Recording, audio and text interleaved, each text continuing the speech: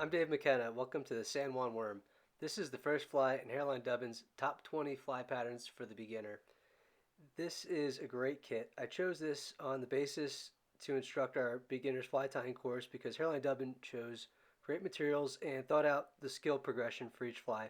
In my opinion, this is really the best starting point for an intro fly tying kit. So for the San Juan Worm, in this kit they include some size 12 wet nymph hooks, some Vivus 6.0 red thread, and for the main body, some velvet chenille small in San Juan red. These are your primary materials for any kind of San Juan worm, but feel free to substitute them for any other materials or colors that you have or want to try out. So we're going to set our hook into the jaws of the vise here by the deepest part of the bend, just to give it the best hold. I'm going to get my 6.0 thread started here in my bobbin, and what I'd like to do is pre-cut a couple pieces of my San Juan worm chenille, and I'll set those so that they're about 3 times the length of the hook shank itself. And what I'll do is, before I go tying them up, I'll actually melt the ends there with the Bic lighter. I like to do that before I tie them, just in case I overheat one or overcook one there. Don't want to wreck a fly that's already been tied.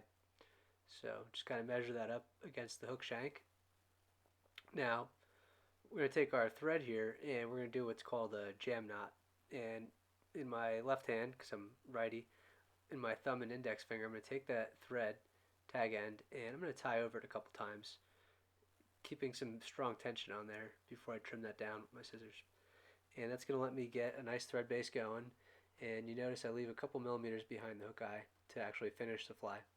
But I'm just going to take touching wraps of the thread, just making sure to cover any spots of the hook there.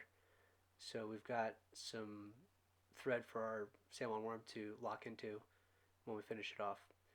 Now I'm just going to take that thread to the bend of the hook there, right between the barb and the hook point, and I'm going to tie that in by I have about a length of the hook shank worth of chenille sticking off the bend of the hook.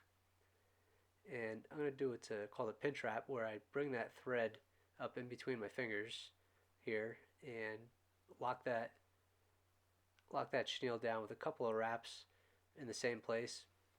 Then I'm just going to lift that up, and same way I built that thread body, I'm just going to bring the thread forward in touching turns up towards the eye of the hook there. And I'm going to, again, pinch that down with my thumb and index finger on the top of the hook shank, get a couple wraps of thread over it, and then I'm going to do what's called our whip finish. So we're going to lock our thread into the front hook of our whip finish tool, and we're going to bring it around into the notch and spin that around a couple times, about 3 or 4 times. If you're going to do more than one, 3 or 4, but if you're just going to use one, 5 or 6 turns, and pull that real tight and just trim that down real close.